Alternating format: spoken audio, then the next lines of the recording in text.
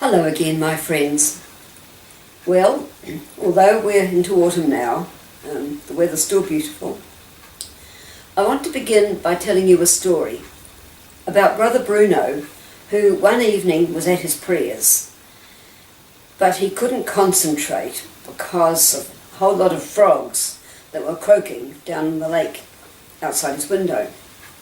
So he went to the window and he cried out, "Be quiet! I'm at my prayer."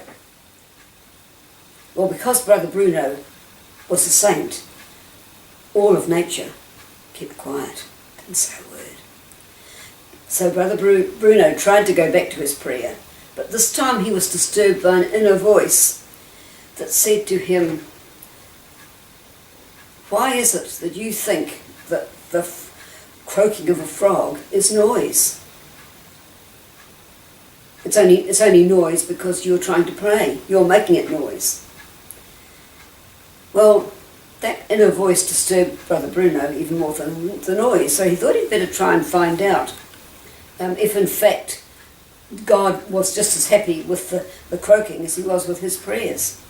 So he went back to the window and he opened the window and he cried out, "Sing!" And immediately the frogs started croaking again.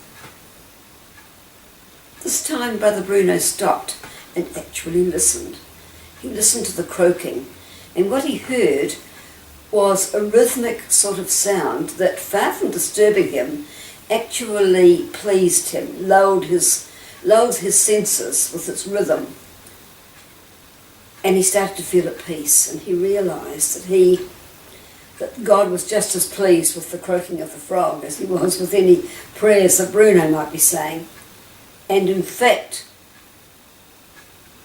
he went back to his prayers at peace and calm again, and in rhythm with the frogs.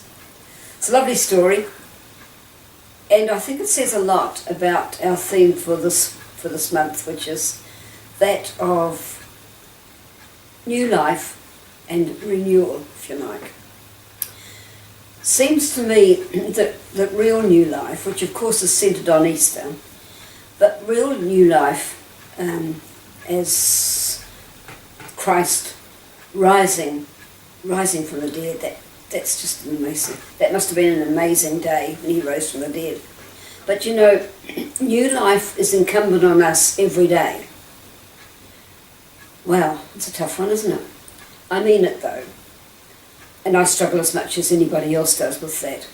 But new life is meant to be what I think of when I wake up and eventually get up every morning.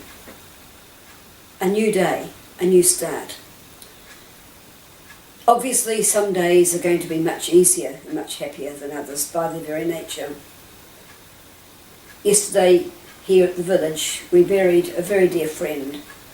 And yesterday morning, when I got up in preparation for her requiem, I was feeling anything but new life. I was feeling very sad because we're missing her terribly. So what do I mean? That sounds contradictory. What am I talking about? Well, it's not really a contradiction because you see, new life is there regardless of how I may feel. I've been talking about life as Christians, but of course what I've been saying is true for all of life, isn't it? Shakespeare's got a wonderful line that I want to read for you. "The web of our life is of a mingled yarn, good and ill together." Isn't that true? The web of our life is a mingled yarn, good and ill together, yes. And that's what I'm saying really, that new life, which is a new day really, has to be our attitude to a new day. That's what we're talking about, our attitude. A new day, every new day, is a new gift.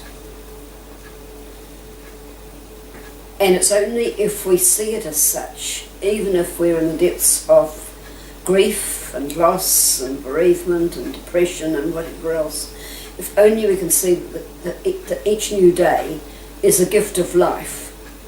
In fact, that's what the word present means, doesn't it? We say that, the gift of day.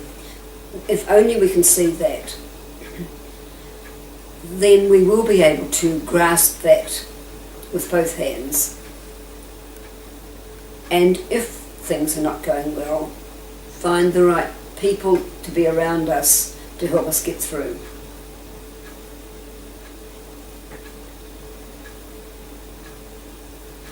Have a good autumn. I hope you've had a joyous Easter, and we'll talk again soon. Go well. Go with your God.